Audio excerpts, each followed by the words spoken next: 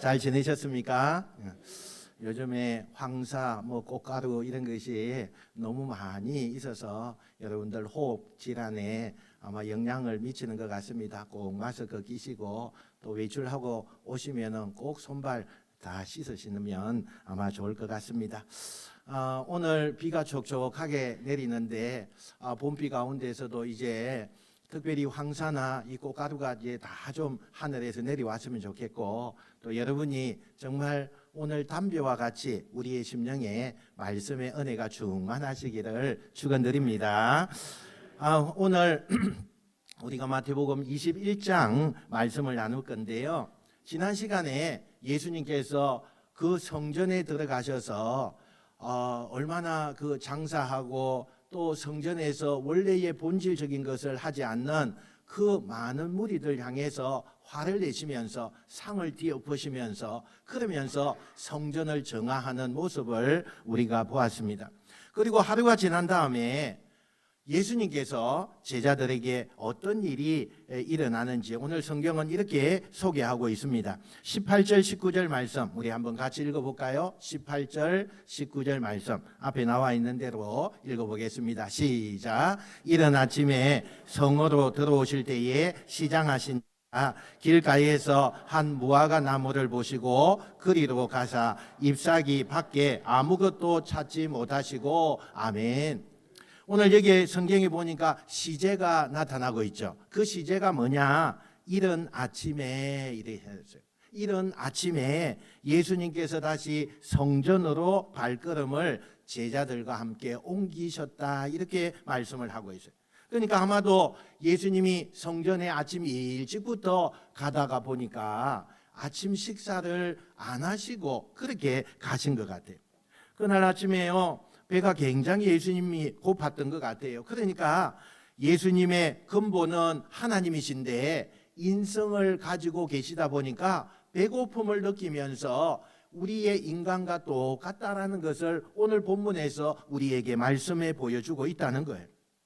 이 제자들과 함께 성전으로 올라가다가 너무 배가 고픈 거예요. 예수님도 배가 고팠겠지만 예수님 때문에 따라오는 그 제자들도요. 배가 고픈 그 모습을 보면서 예수님께서 좀 안쓰러운 모습을 가지신 것 같아요. 그래서 예수님이 주변에 뭐 좀 시장한데 요기할 것이 없나 이렇게 살펴보는 거죠. 살펴봤더니 저 길가에요. 쭉 길가 쪽으로 무화과 나무가 쭉 이렇게 서 있는 것을 보게 되었어요. 그런데 여러 무화과 나무 중에서요. 꼭 예수님 눈에 들어온 무화과 나무가 있었죠. 아주 튼실하고 잎사귀도 많이 있고 또 그곳에는 열매가 많을 것 같고 이런 무화과 나무를 보게 된 거예요. 그래서 예수님께서 그냥 다 지나치고 예수님이 그 아주 튼실하고 좋은 무화과 나무 쪽을 바로 향하여 가게 되었다는 거예요. 예수님께서 그 나무에게 다가가서 그렇게 그 무화과 나무를 보게 되는 거예요. 자, 여기서 잠깐요. 이스라엘 사람들에게 무화과 나무는 어떤 거냐 하면 이스라엘 땅에서 이 무화과 나무는 1년에 최소한 2번 열매를 맺습니다. 그게 첫 번째 열매는 이 봄에요. 4월 달 정도 되어서 열매를 맺는데 이 열매는 아주 조그만해요. 그리고 이 열매는요. 원래 무화과 하면 굉장히 달고 아주 맛있는 무화과를 우리가 생각하는데 이 4월 달에 열매 맺는 이 무화과는 작을 것뿐만 아니라 써요. 써서 사람들이 그걸 잘 먹질 못해요.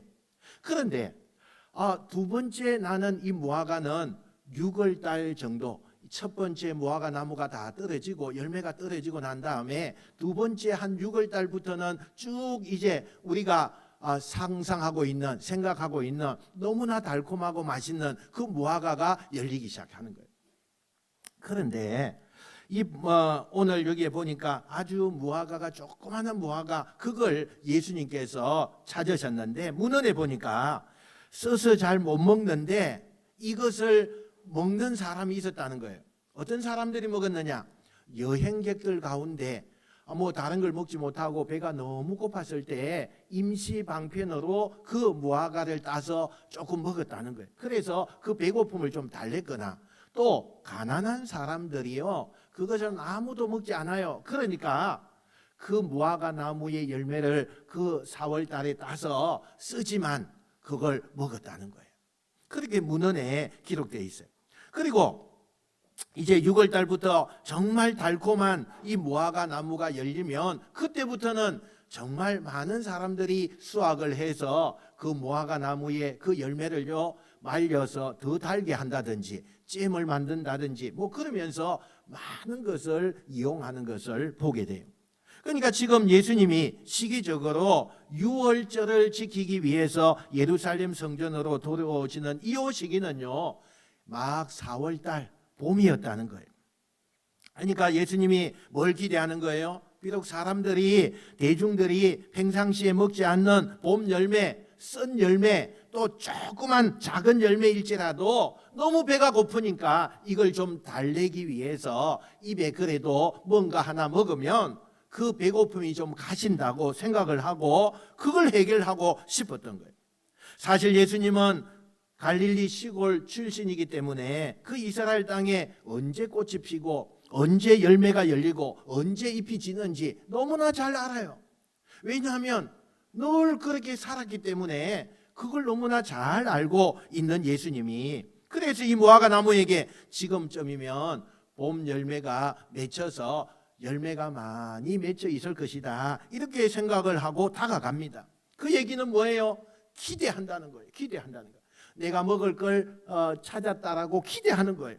눈으로 보기에는 열매가 많을 것 같으니까 다른 나무를 다 제끼고 그 나무를 기대하고 다가가요. 그리고는 나무를 이리저리 살펴보는 거예요. 나무를 이리저리 살펴봐요. 그런데 그 나무가 웬일입니까? 보니까 썩고 작은 열매일지라도 봄 열매가 열려 있어야 될 나무에 잎만 무성한 거예요. 아무런 열매가 그곳에 열려 있지 않다는 거예요. 겉보기에는 너무 멋있어요. 겉보기에는 많은 열매가 맺힌 것 같아요. 겉보기에는 너무 화려하게 보여요. 그러나 정작 예수님께서 필요로 하는 그 기대했던 열매는 보이지 않았다는 거예요. 예수님께서 좀 당황하셨어요. 예수님께서 열매가 없는 이 나무를 지그시 바라보다가 잠시 후에 모든 사람들이 깜짝 놀라는 그런 엄청난 일이 벌어지게 돼요. 예수님께서 그 열매를 맺지 못한 무화과 나무를 향해서 저주를 하시는 거예요. 뭐라고 말씀하시느냐? 이제부터 너는 영원토록 열매를 맺지 못하는 나무가 될지어다. 아니 예수님이요 나무에게 심판과 저주를 했어요. 그랬더니 그 아름답고 잎이 풍성한 나무가 그 예수님의 선언과 함께 시들시들 그렇게 되더니 사람들 보는 눈앞에서 그 말라서 그 무화과 나무가 죽어버리더라는 거예요. 여러분 이 대목에서 우리가 알고 있는 예수님이 이런 분이었습니까? 아니잖아요.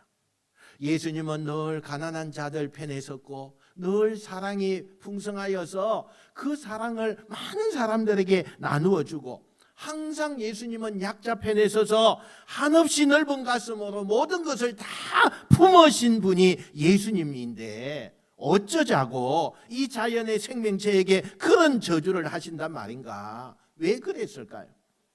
혹자들은요 죽음을 앞두고 예수님의 심리 상태가 굉장히 불안해서 그랬을 것이다 이렇게 해석하는 사람들도 있어요. 어떤 사람은 배가 고파서 순간적으로 예수님이 화가 나셨다 그래서 분노를 참지 못해서 그렇게 했다 이렇게 해석한 사람도 있어요. 그런데 결론부터 말씀드리면 이 사건을요 그렇게 개인적인 감정으로 예수님께 그 내용을 풀면 안 된다는 거예요. 예수님께서 지난 3년 동안에 사역하는 동안 단 한순간도 개인적인 감정으로 사역한 적이 단 한 번도 없었어요. 어느 때나 늘 부드러운 모습, 또 어느 때는 굉장히 무서운 모습, 이 모습들 간에 어떤 모습이든지 간에 그 뒤에는요 예수님이 전하려고 하는 의도가 담겨져 있었어요. 그 메시지가 담겨져 있었다는 거예요.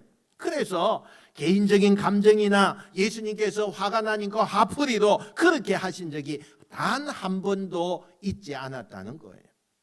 지금 이 무화과 나무를 향해서 그런 퍼포먼스 저주를 하시는 것은 단순히 무화과 나무의 생명체를 저주하는 것이 아니라 이 사건을 통해서 대중들에게 또는 여기 있는 유대인들에게 뭔가를 전하고 싶은 비유적인 메시지가 있었기 때문에 행동과 언어를 쓰시는 것이, 이게 단순히 내 개인의 감정을 가지고 이거는 내가 너무 화가 나니까 그렇게 저주했다 이렇게 해석하면 안 된다는 거예요. 그게 뭐냐? 예수님 당시에 종교 지도자들인 대제사장 또 서기관 이런 사람들은요, 말로는 자기들이 하나님을 잘 아는 것처럼 얘기해요. 말로는 세상 모든 사람들 대표해서 하나님을 지극히 사랑하고 하나님의 말씀이면 모든 말씀을 다 지킨다고 그렇게 말로는 그렇게 해요. 정말 무성한 무화과 나무처럼, 아주 그냥 보기 좋은 무화과 나무처럼 이 서기관과 바리새인들이요, 정말 자신들은 하나님을 제일로 잘 섬기고 자신들이 모범이 되고 자신들이 많은 사람들 가운데서 우뚝 세워지는 하나님을 섬기기 위해서는 우리처럼 돼야 된다라고 그렇게 말을 하고 다닌다는 거예요. 그런데 여러분, 정작 그들의 삶을 보면 입만 무성해요. 열매가 없는 거예요. 무화과 나무처럼 누구도 사랑하지 않고 실천하지 않고 또 자기들의 기득권과 이득을 위해서 살아가는 이 종교 지도자들, 그들이 언젠가는 하나님 앞에서 이 무화과가 말라 죽는 것처럼 심판을 당하게 될 것이다, 이런 하나님의 의도가 있었다는 거예요. 또 한편으로는 지난 3년 동안 예수님을 쫓아다니면서 예수님에게 많은 가르침을 받았지만 3년이 지난 지금도 여전히 아무런 믿음의 열매조차 맺지 못하고 있는 이 제자답지 않는 그 제자들에게 언젠가 너희들도 말만 앞세우고 너희들의 그 겉모습만 앞세우고 그렇게 겉만 번들어하고 그런 신앙과 믿음을 가지면 언젠가 하나님 앞에 섰을 때에 그 심판대에서 너의 열매 없는 것을 반드시 지적당하시고 심판받게 될 것이다, 이것을 알려주고 있다는 거예요. 여러분, 이 이야기가 어찌 예수님이 계시던 그 2000년 전에 대중들에게만 하셨던 얘기 같아요? 아니잖아요. 오늘 이 시대를 살아가는 우리들에게도, 우리가 지금 이렇게 많은 분들이 교회에 나와 있지만 말로는 나는 크리스찬입니다, 나는 장로입니다, 나는 집사입니다, 나는 권사입니다, 나는 이런 직분자입니다, 이렇게 교회를 다닌다고 말하고 나는 하나님을 너무 사랑합니다라고 말하고 있지만 내 믿음이 너무 커서 많은 사람들에게 내 믿음을 좀 본받아 그렇게 입으로는 말하지만 세상에 나가서 우리의 삶의 자리에서 아직도 열매가 아무것도 없는 그 모습을 보면서 2000년 전에 있었던 그 사람들과 뭐가 별 차이가 있느냐는 거예요. 그러니까 예수님은 지금 뭘 전하고 싶은 거죠? 이 무화과 나무 사건을 통해서 제자들이나 유대인들이나 종교 지도자들이나 이 마태복음의 책을 지금 접하고 있는 이 독자들에게 겉만 번들어하게 말만 잘하는 사람이 되어서는 안 된다. 반드시 열매 맺어야 된다. 반드시 하나님이 원하시는 열매 맺어야 되는 그 인생이 되라고 말씀하고 있다는 사실이에요. 지금 이제 예수님이 십자가를 지는 게요, 이제 한 5일 정도 남은 거거든요. 아니, 5일도 안 남았죠. 화요일 아침에 이 사건이 일어났으니까 금요일 날 예수님께서 십자가를 지시는 거니까 마지막 십자가 지기 전에 한 주간에 지금 이 사건을 행적을 쫓아가는 건데, 십자가를 며칠 뒤면 져야 되는 예수님으로서는 이제 제자들에게, 종교 지도자들에게 하나님의 뜻을 가르치고 싶은 거예요. 너무나 시간이 없는 거예요. 그러나 간절하고 절박하게 이 무화과 나무를 비유해서 인생의 삶에 열매를 맺는 인생이 되어야 된다, 강력하게 간절하게 이 메시지를 전하는 예수님의 그 모습, 얼마나 그 마음이요 정말 작정을 하고 했지 않겠어요? 그런데 가장 옆에서 예수님의 이 말씀을 접했던 이 제자들 보세요. 예수님의 간절한 의도와는 다르게 이 사람들 어떻게 예수님 말씀을 해석하는 줄 알아요? 20절 한번 봅시다. 20절요. 자, 시작. 제자들이 보고 이상히 여겨 이르되 무화과 나무가 어찌하여 곧 말랐나이까. 여러분, 제자들이 예수님이 이 무화과 나무를 통해서 자신들에게 가르치고 전하려고 하는 것에 대해서는 관심이 없어요.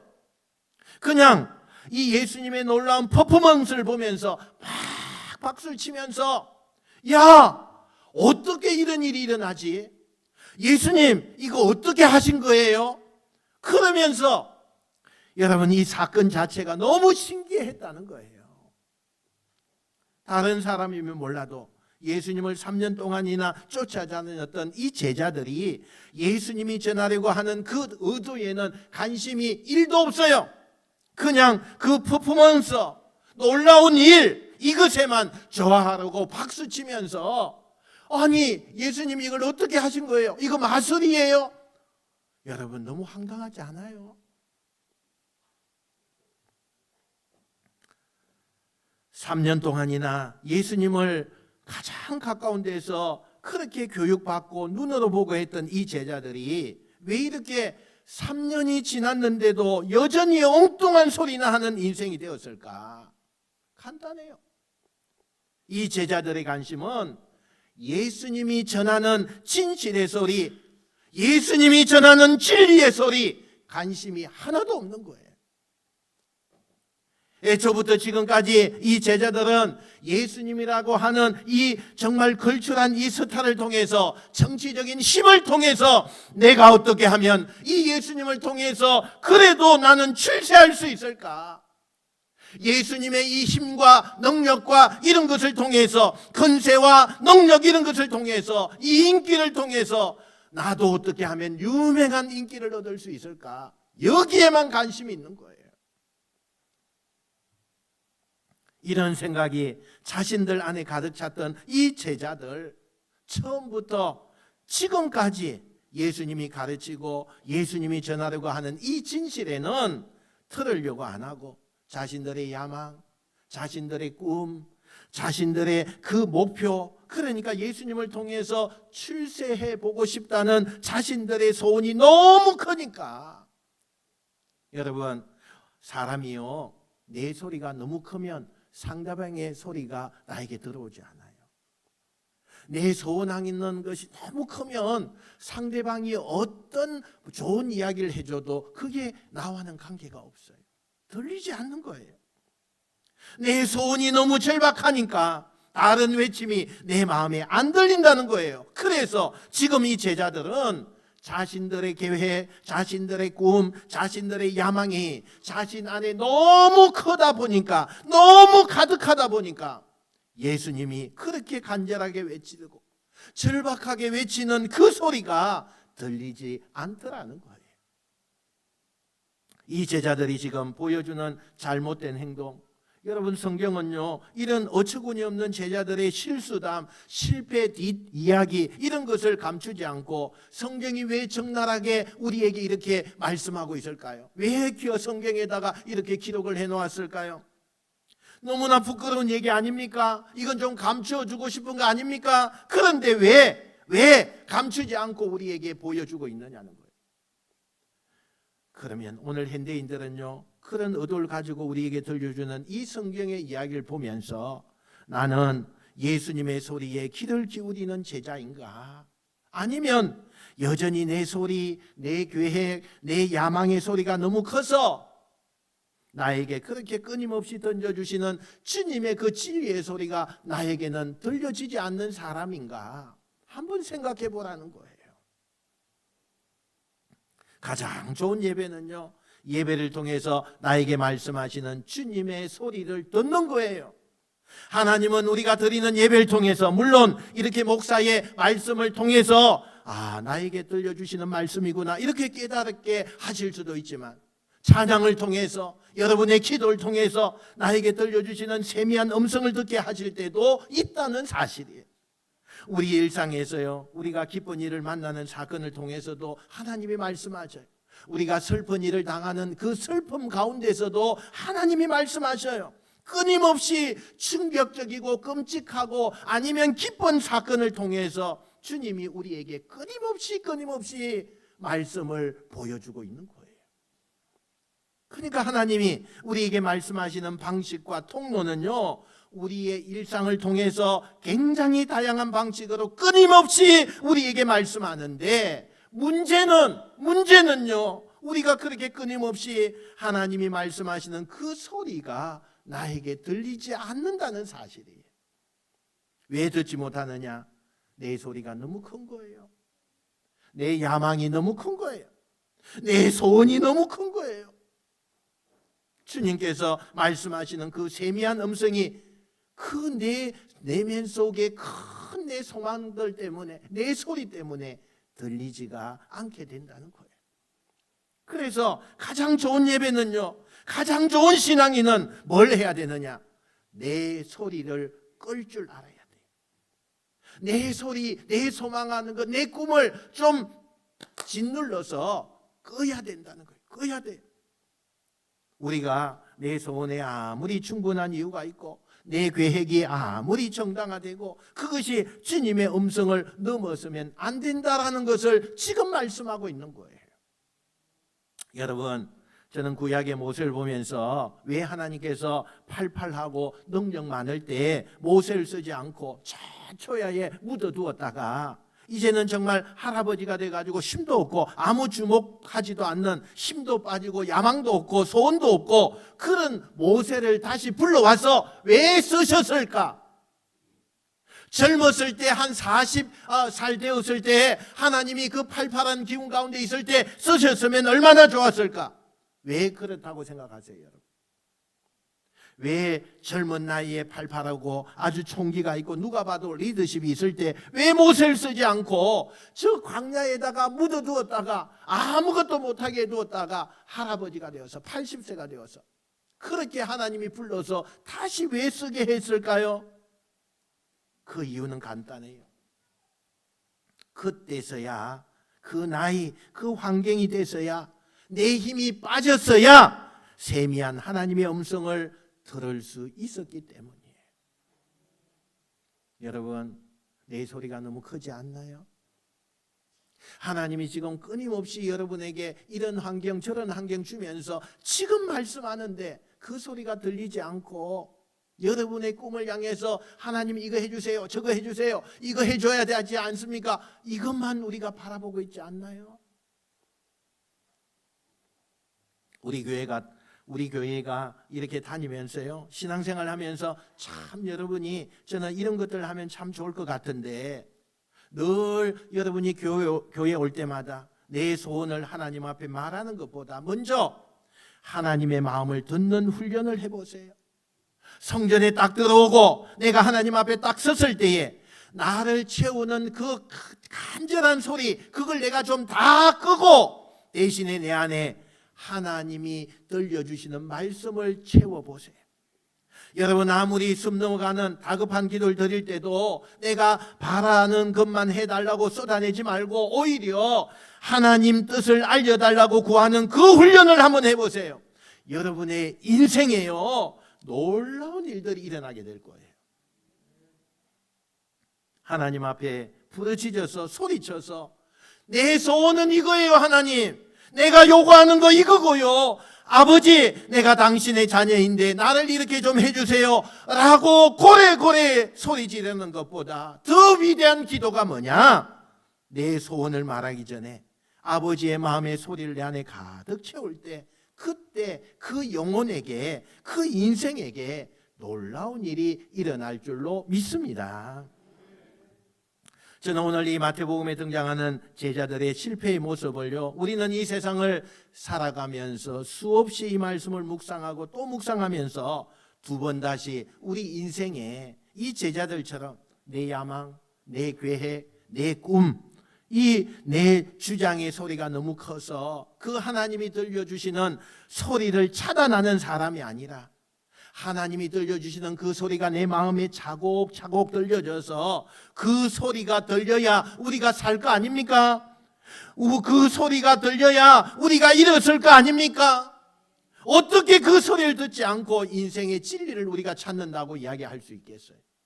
저와 여러분의 그 발걸음이 그분의 음성에 맞춰가서 한 걸음 한 걸음 뗄 때마다 하나님의 그 뜻대로 나아가시는 복된 여러분 되시길 축원합니다. 이렇게 예수님이 이제 성전에 들어오시다가 무화과나무를 통해서 제자들과 유대인들에게 교훈을 한 가지 주시고 나서 드디어 성전에 들어왔어요. 그리고 거기 모여있는 사람들에게 말씀을 가르치기 시작했어요. 바로 이때요, 이 성전 안에 불청객이 찾아옵니다. 어떤 사람들이 예수님에게 찾아오느냐, 23절 한번 볼까요? 23절 시작. 예수께서 성전에 들어가 가르치실 때 대제사장들과 백성의 장로들이 나와 이르되 내가 무슨 권위로 이런 일을 하느냐, 또 누가 이 권위를 주었느냐. 아멘. 여러분, 사역을 하는 사람들 가운데 가장 리더인 대제사장들, 평신도를 대표한다는 정말 가장 큰 리더인 장로들이요, 예수님이 말씀을 전하는 성전에 찾아와서 예수님께 뭐라고 시비를 거느냐. 야, 너 무슨 권위를 가지고 이렇게 너희가 말씀을 가르치고 있느냐. 여러분, 당시 하나님의 말씀 율법을 가르치려면 랍비라고 하는 훈련을 받아야 돼요. 지금으로 말하면 우리가 사범대 교육대도 나와야 되고요, 목사가 되려면 신학대학원을 나와야 돼요. 그래야 우리가 저분이 그럴 만한 자격이 있는 사람이야. 그런데 예수님은 랍비 훈련을 받은 적이 없어요. 그리고 어제 무슨 일이 있었다고요? 성전에서 장사하는 그 자판을요 다 뒤엎었어요. 다 뒤엎었어요. 그리고 성전에서 이런 거 하지 말라고 고래고래 고함을 질렀어요. 그러면서 오늘은 어떻게 해요? 말씀을 가르치고 있는 거예요. 근데 그걸 누가 결정해요? 당시에 종교 권력자들인 사내들인 공회의 대제사장들이 자기들이 교회 운영 방식을 정하는 거예요. 그런데 아무런 권한도 없는 지금 예수님께서요, 성전에 이걸 어떻게 해라 저렇게 해라, 그리고 사람들에게 하나님을 말씀을 가르친다는 것은 마치 의사 면허증이 없는데 사람들 불러놓고 지금 막 검사도 하고 이렇게 하세요 저렇게 하세요 주사도 마치고 막 이렇게 하는 거와 똑같다는 거예요. 다른 말로 이야기하면 불법 의료 행위를 하고 있다는 거예요. 그리고 자격 없는 예수님에 대해서 어떻게 해요? 정통성 시비를 지금 걸고 있는 거예요. 네가 무슨 자격이 있어서 내가 감히 하나님의 말씀을 전하느냐. 말이야 맞는 말 아닙니까? 무슨 자격으로 네가 성전에 들어와서 설교하고 성전에 대해서 우리 교회 운영권에 대해서 네가 뭔데? 네 권력이 뭔데? 그러면서 지금 이 운영권에 대해서 네가 왈가불가하느냐 그 말이에요. 이때 예수님께서 그들이 던진 질문에요, 다시 역질문을 던지세요. 대답을 해야 하는데 예수님이 대답 대신에 질문을 던져요. 여러분 참 이상하죠? 성경을 읽다 보면 이런 일이 많아요. 상대방이 질문을 했는데 내가 답은 안 하고 또 질문을 해요. 이게 그 당시에요, 이 논쟁의 배틀을 이어가는 방식이었대요. 그러니까 예수님 당시에 랍비들의 전행적인 논쟁의 방식, 토론의 방식이 질문에서 질문이래요. 그렇게 지금 예수님이 이 토론의 방식으로 나아가고 있는 거죠. 그러면서 나도 질문을 하겠다, 질문을 던지는 거예요. 예수님께서 뭐라고 질문을 던지느냐? 그러면 세례 요한의 그 세례를 베푼 그것은 하나님이 주셔서 하는 거냐, 아니면 사람들이 좋아서 하는 거냐, 이렇게 물어봐요. 여러분, 세례 요한이 누구예요? 예수님이 오시기 전에 광야에서 회개하라, 하나님 앞에서 회개하지 않는 자는 저 불못에 던져질 것이고 회개해야 된다, 그러면서 많은 사람들이 세례 요한 앞에 와서 세례를 받고 회개하고 천국 백성이 되는 그런 존경받는 선생님이 세례 요한이었어요. 그런데 이 사람이요, 누구로부터 자격을 받아서 한 사람이 아니었어요. 이 사람은 워낙 훌륭하니까 많은 사람들이 이 세례 요한을 당시 유대인들은 존경하고 하나님이 보낸 선지자 이렇게 믿고 있었다는 거예요. 그리고 종교 지도자들 가운데도 한때는 이 세례 요한의 가르침을 받고 세례를 받은 사람들이 많았다니까요. 그런데 이 세례 요한과 예수님은 공통점이 많아요. 그리고 세례 요한이 뭐라고 말해요? 나보다 더 위대한 분이 오셨으니 이분이 예수님이라고 소개하고 그는 순교하게 됩니다. 그럼 예수님이 세례 요한을 어떻게 생각하느냐 물었을 때 이 대제사장들과 서기관들이, 장로들이요, 그 사람은 하나님이 보냈다고 하면 예수님도 인정해 주는 거예요. 만약에 그렇지 않다라고 얘기하면 지금 군중들이요, 많은 유대인들이 저 세례 요한을 존경하고 있는데 그 세례 요한을 따르고 있는데 종교 지도자들이 아니다 그러면 민심을 담아내지 못하는 그런 어려움을 당하게 되는 거예요. 그래서 이런저런 대답을 못해요. 이 질문을 어떻게 대답해도 어려우니까 이 종교 지도자들이 어떻게 하느냐, 25절요, 우리 제일 안 좋은 선택을 해요. 뭐라고 하느냐, 읽어봅시다. 시작. 한번 따라합시다. 의논하였다. 여기에요, 이미 종교 지도자들은 잘못된 거예요. 왜냐? 예수님은 지금 이 종교 권력자들에게 너희들의 신앙관, 너희들의 가치관, 너희들의 소신, 이것을 물어본 거거든요. 만약에 자기들의 생각에 이 세례 요한이 잘못됐다고 생각하면 그 세례 요한이 잘못된 겁니다 라고 말하면 되고, 그는 훌륭한 사람입니다, 하나님이 보내신 사람 맞습니다, 그러면 그렇게 인정을 받게 되는 거예요. 그게 자신들의 소신이고 자신들의 믿음 아닙니까? 그런데 각자의 주관대로 자신의 소견대로 대답하면 될 걸 그들은 어떻게 해요? 자기의 생각을 감춰요. 서로들 원론했다고 했어요.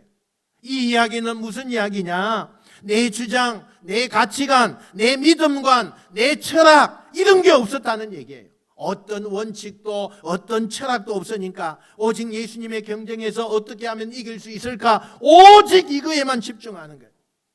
그러다 보니까 나에게 유리하면 이렇게 했다가 나에게 불리하면 저렇게 하는, 이 진리도 뒤엎는, 소신도 믿음도 철학도 없는 사람들이 예수님 당시에 이 종교 지도자들이었다는 거예요. 그래서 그들은 의논하는 거예요. 자기들이 얘기를 못해요. 질문을 했는데 자신들의 소신을 못 밝히는 거예요. 그래서 결국에는 의논하고 뭐라고 얘기하느냐, 어떤 대답을 해도 예수님이 역질문하는 거기에 걸리니까 그들이 내놓은 대답이 궁색합니다. 당신의 질문 같지 않아서 대답 안 하겠다, 이렇게 결론을 내는 거예요. 그러니까 예수님께서도요, 그 대답을 받고는 나도 너희들에게 대답하지 않겠다, 이렇게 해서 이 사건이 종결이 되는 거예요. 저는 이 종교 지도자들이요, 가치관도 없고 자기 소신도 믿음의 철학도 없는 이 사람들의 모습을 보면서 이게 오늘날 우리가 예수 믿는다고 하는 성도들의 모습이 아닌가? 과연 오늘 이 시대를 살아가면서 우리 그리스도인들 가운데는, 이 시대 지성인들 가운데 우리가 정말 옳고 그름에 대한 분명한 기준과 의식이 내가 가지고 소신 있게 말하고 있는가? 솔직히 저는 그런 사람 찾기가 어렵다고 생각해요. 우리가 아무리 훌륭하다고 말하고 존경하는 사람이라고 해도요, 그 이면 속에서는 자기 입지를 위해서는 얼마든지 갈라치기를 하고 있어요. 자기의 소신과 원칙을 버리는 사람들, 돈이라고 한다면 현대인들이 불법을 서슴지 않고 그 수없는 동지가 적이 되기도 하고, 같이 만나면 안 되는 부류의 사람들이, 적들이요, 어느 날 내 이익을 위해서는 같은 동지가 되는 일들이 너무너무 많아요. 여러분, 원칙도 철학도 소신도 없어요. 그 우리들과의 모습이 2000년 전에 종교 권력자들과 다를 바가 하나도 없다는 거예요. 하나도 없어요. 인생도 마찬가지입니다. 우리가 진리를 무시하고 원칙을 무시하고 그냥 달린다고 이기는 게 아니에요. 오히려 악착같이 일보의 그 전진 때문에 영원히 후퇴하는 일이 얼마나 이 세상에 많은지 몰라요. 옆에서 뭐라고 하든 간에, 남들이 어떻게 하든 간에 우리는 하나님의 말씀 진리대로 살아야죠. 이 시대가 그 어떤 사람도 야 이거 구닥다리 아니야, 이거 요즘은 지키는 사람 아무도 없어, 그렇게 이야기한다 할지라도 우리는 이 진리를 소중하게 여기고 말씀대로 살아야죠.